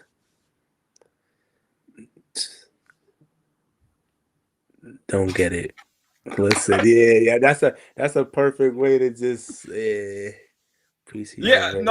I see what Tone is saying. He's saying that, like, if you beat a team with a higher rating, if that team continues to win, like, it's almost like in college basketball how they do it, right? Oh no, yeah, that's obvious with that. Like, if you beat a team with a higher rating and you're gonna get a certain amount of their power points or whatever that case may be. Like, I feel like it's always been that way. Yeah, but I think what Tone is saying that is the team you beat, if they continue to win, your win looks better. So your win gets weighted higher. Yeah. So maybe like even to what Lyle is saying here, like, I don't know. I don't know. But we will all find out together. Yo, I just see this. Listen, man. I don't know what the Bronx is always beefing, man. I can't have that, man. The Bronx always got something going on, man. All right. It's first based on strength of schedule, which is the sum of the ratings, the teams you played during the season. But the strength is okay. So last year there wasn't a strength of schedule column. Wait, there's not. But there's only the 3 have a strength of schedule column. No. Oh God. No, the 3A has a strength of schedule column, but the 4A doesn't. Oh my God. What? Nah. This is something that we really need some more info on. Like, hold on a second. Dre, I don't mean to put you on the spot here. Let me see. Dre might be 100% correct. So let me get my calculator out. So APR has a strength of schedule of 78. Word loud, good old PSAL. The calculator is out. Good thing I have two screens. Hold on, we're gonna have some fun today. Hold on. Duplicate this tab. Let's see. Okay, so APR beat Lehman. Lehman, they have a 10 rating, right? Lehman, and if someone in the chat does the math faster than me, just post it in the chat. I get math class on the pod. Where the hell is Lehman? Okay, they're down here. All right. So Lehman has a rating of 9. So they beat them. They beat Lane, who has a rating of, I feel like we're going to fall short already. Lehman has where is this team? Where the hell is Lane? Lane has a rating of 10, so we're at 19. McKee has a rating of 10, I'm pretty sure. Yeah, so obviously we're at 29. Hopefully everyone's keeping up with this complicated math. And then Midwood also has a rating of 10, right? Midwood. All right, so we're only at 39. So do I have to add up the rest of the ratings for the other teams they played? Yo,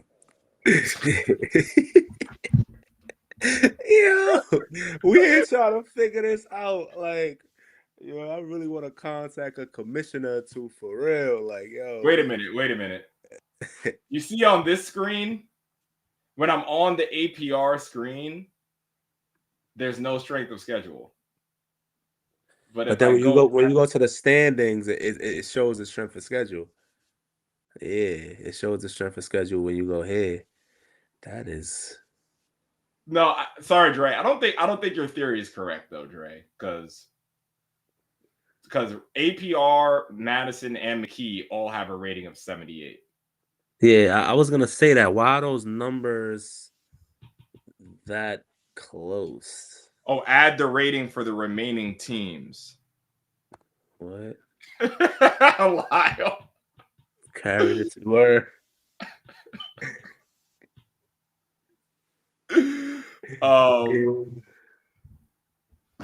Listen, y'all, we all gonna find out together, man. We'll all find out together. Listen, what's life about a bit of surprises, right? What's life? Soon as we find out, or if one of y'all found out first, we gonna put everybody on, because this is, we need some clarity.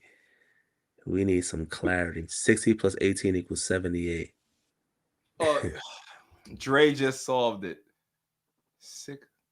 60 plus 18 equals 78. And 2-9. Oh, is that what it is?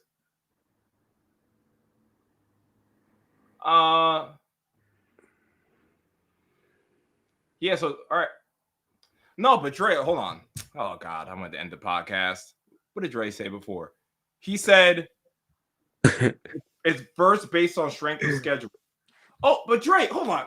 Dre, this is what I said from the very beginning, isn't it? Like strength of schedule or rating. Oh, okay. So can't you say the strength of schedule and the rating are the same thing? I understand that like a team like Lane has a rating of a 10, but a strength of schedule of a 76. So would that mean if Lane is undefeated, they can't be over APR? Like there's no way, right? If Lane was undefeated beating APR, they both have the same rating. Because APR has a higher strength of schedule, they would have a seat over them.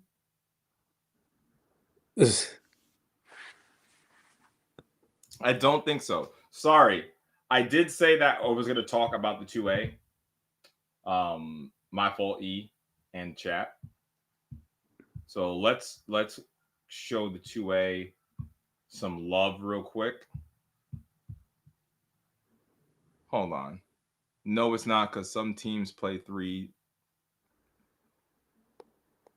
So Dre, so you're telling me if Lane was undefeated beating APR, they would not be ranked over APR in the playoffs. That can't be true. There's no set of math where that could be true. So I think that's where it falls apart, but I don't know. Listen, I'm gonna see you on Saturday, man. We're gonna talk about this again on Saturday.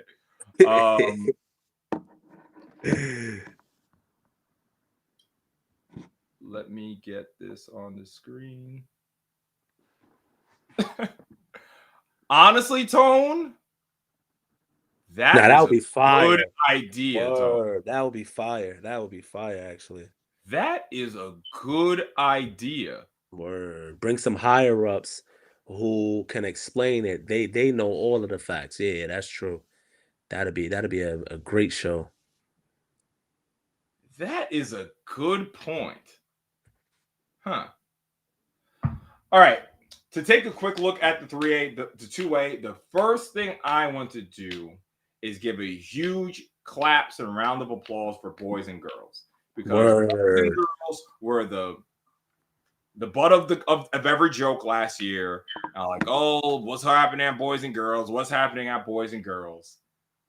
Had a tough season last year, 4-0 with a rating of 8, which is the higher rating. They have a strength of schedule of 62 with the highest. All right. So Dre, so Far Rockaway is gonna host a playoff game. Answer that to me, Dre. Hold on. Yo, Dre, I might have to bring you up on here. Is Far Rockaway going to host a playoff game this year, Dre? Hell nah. All right. No, seriously. So boys and girls, man, huge shout out to them. 4-0. Speaking on that, they beat Far Rock. They beat Far Rock 12-6. Oh, that's a good game Friday night for them. Job. And they beat. Oh yeah, this is a good game. FDR versus boys and girls. That's a good matchup right there. Yeah. Wow. So huge shout out to boys and girls. Then they play Eagle the following week. They schedule, yeah. It gets tricky. Hold on. Schedule getting real quick. And then they got Brian. Yeah. Listen. Oh, Brian is 3-1. Listen. Whoa. That 3-game stretch for boys and girls right there. Wow. They gotta lock in. FDR, Eagle, and Brian. Yeah. Okay. They're just hitting the tough part of their schedule, it seems like. Yeah, so we're definitely gonna keep an eye on the 2A, especially boys and girls. Somebody spawned in the chat as we spoke about as we're talking about the 2A. I mean, Eagle Academy 3. I mean, they're just, no pun intended, flying high. The defending champions. I want to see how many points they've given up this season. The answer is 0. Where's Tone at? I'm waiting for Tone, man, to say something. Eagle Academy have given up 0 points in 3 games. Well, I guess 4 games if you. Damn, Flushing forfeited? Yo, that's a nasty word. Eagle. I'm gonna say it, man. Eagle, I am upset with y'all. I respect y'all. I love everyone over there, but I'm upset with y'all. Yeah, right? Yeah. We gotta constantly remind you guys about the current situation and what needs to happen. But you guys, we have a season we're playing right now, so we'll leave it at that. We'll leave it at that. But it's nothing against any players, especially the players. You guys are absolutely killing it. Transit Tech 4-0. Word, shout out to Transit. Shout out to Transit. Damn, they put up a 50 ball on Grant. Yeah, that's the game. Saturday night from the floors with the bright lights. All I'll say is, Ooh. Anyway, Transit, man. That's the game. They had a tough game versus Campus Magnet. From what I heard, they had to come back and win this game. If someone from Transit can, I look back at the chat, and this is what's waiting for me. We not jacking. Pierre had enough. Pierre had enough. We not jacking. Yo, I gotta hold that. I'm saying I can't be the only one freaking sitting here talking mess on the podcast. I gotta be able to take it too. Look at Tone's question. How come Eagle Queens they scheduled Eagle Brooklyn this year? Oh man. Listen, y'all don't behave. Behave, all right? Oh God, Dre. You're right. It was the 8 seed, that was the LFC, it was a 2 seed. You're right. Damn it. That shit is You're so right. I forgot this. Because I remember Coach was hot about this. Bro, I'm like, he was hot about that whole situation. But yo, huge shout out to Devin Smith. I think Devin Smith, you have some big games coming up. 10 for 18, 168 yards, 2 touchdowns. One of the biggest factors in at least our list that we do at the end of the year is your performance in big games. You have a big game coming up. Devin Smith, yes, sir. If you perform in this game, you're gonna really shake the city, and that's what it's all about. Like, you got Big Bag Eagle 3 down there. Make something happen, shake the room, make a name for yourself. These are the kind of nights you're able to do that under the lights. You guys are at Canarsi's Field. Go out there and really try to shake the room. And all jokes aside, Eagle 3, keep it up. You can only play who's in front of you.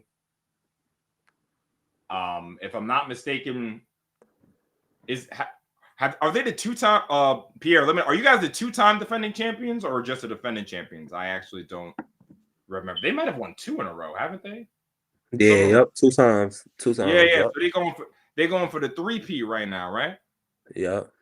So huge shout out to Eagle 3 going for the 3P. Get it done. But you have obstacles in your path. We spoke about it getting real for boys and girls. Look at Eagle 3 schedule. They're on the road the next 2 games. Transit Tech undefeated. Boys and girls undefeated. And then they have to go to FDR, man. So 2A Eagle getting spicy. 2A is getting 2A is getting spicy. Oh, okay. They're just the defending champions. Okay. I thought this one they went back to back. Yeah. I thought it was too. So yeah, man. It's a big stretch for wow. This is all of these teams are playing. When does Transit play boys and girls? Let me go look at that now. They don't got boys and girls. What a missed opportunity. Why wouldn't they play boys and girls? What am I missing? Oh, Transit has a rating of 7. Okay. Damn, Transit, you have a rating of 7 and you pulled Eagle 3 as your 8-rated team. That's tough. That is tough. So yeah, man, the 2A is getting really, really, really exciting. If we look at the playoff picture, so we have 3 teams with 3 wins. So again, if I play by the same rules, you have to assume that 4 wins is going to get you in. These teams are looking pretty good. So it looks like we have 6 teams locked in for the playoffs. And then you have Springfield and Campus Magnet. Campus Magnet was so close to pulling that upset over Transit this weekend, but they were able to pull it out. So right now, this is what the playoff picture looks like. So right now it would be Eagle 3 as the 1 seed, boys and girls as the 2 seed, Bryant as the 3 seed, FDR as the 4 seed, and Transit as the 5 seed. Ooh, hold on. Or Springfield Garden as the 5 seed, actually. Springfield Garden as the 5 seed. Transit as the 6 seed. Interesting. Shout out to Coach Warren in the chat. That's my guy, man. Let me take a look at Transit schedule again. Do they play Bryant? No, they don't. Oh, but they play FDR. FDR. What is FDR's rating? They're 8. They are an 8. Woo! Damn. Eagle 3 and FDR as your 2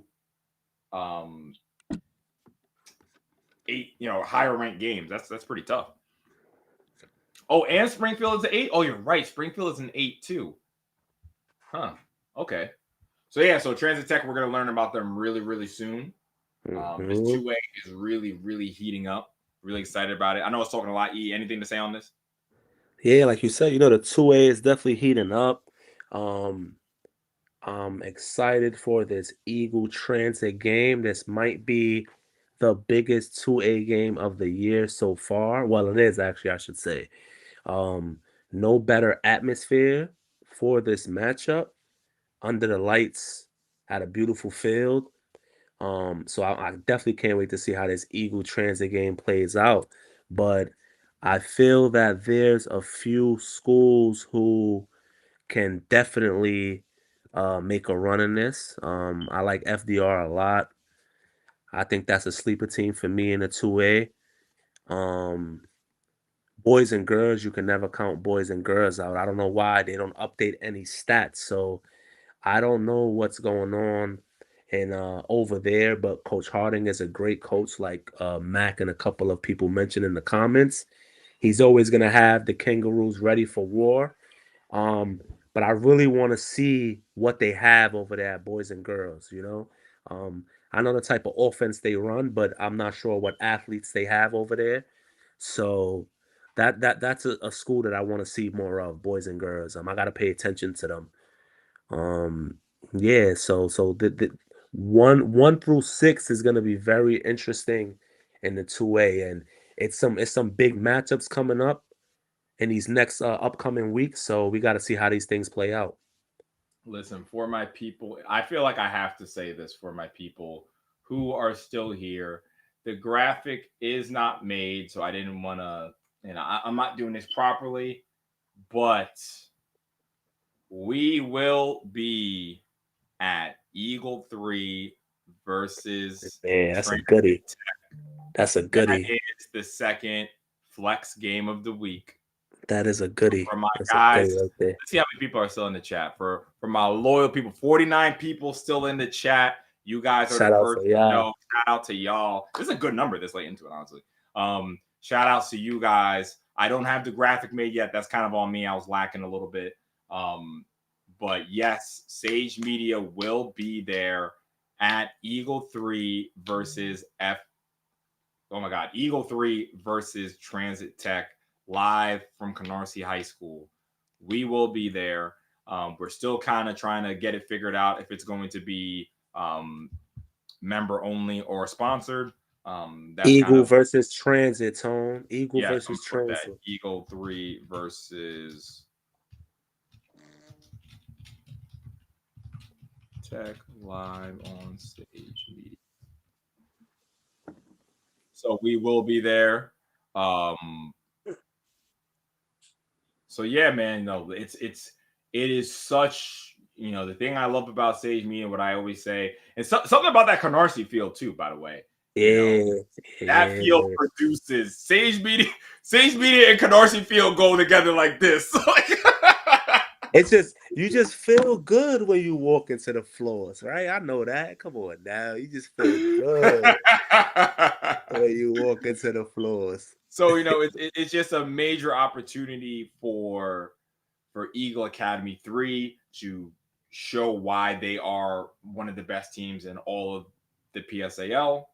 And it's also a huge opportunity for Transit Tech to really, really make a name for themselves. They were undefeated in the 1A last year, stubbed their toe at the worst time in the season, in the semifinal, moved up to the 2A despite losing in the semifinals. and they're undefeated in the 2A. It's tremendous. You have to give them love for that.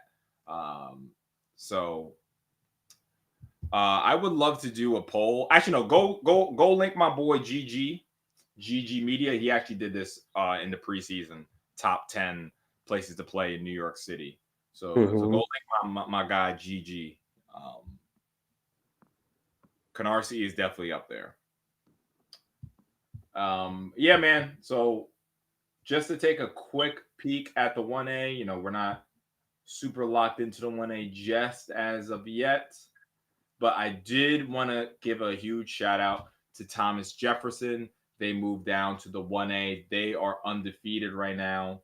Shout out to Thomas Jefferson. I really don't know what is going to come up of the 1A. You guys might be asking, "Oh, Andre, like, how come you don't talk about the 1A all day?" Listen, the teams are variability in skill, so it's just easier to wait for the game for the year to go on a bit before we really start talking about the 1A. Obviously, last year it was all about watching Transit Tech because just knowing how much talent they had. This year, there's a lot of variables, right? Who won the 1A last year? It was Grady. Grady won the 1A. I had to think. Grady won the 1A last year, right? Yeah, versus Jamaica. Versus Jamaica so, trip, yeah. Jamaica. Oh, Jamaica moved up, didn't they? Yes, Jamaica did move up.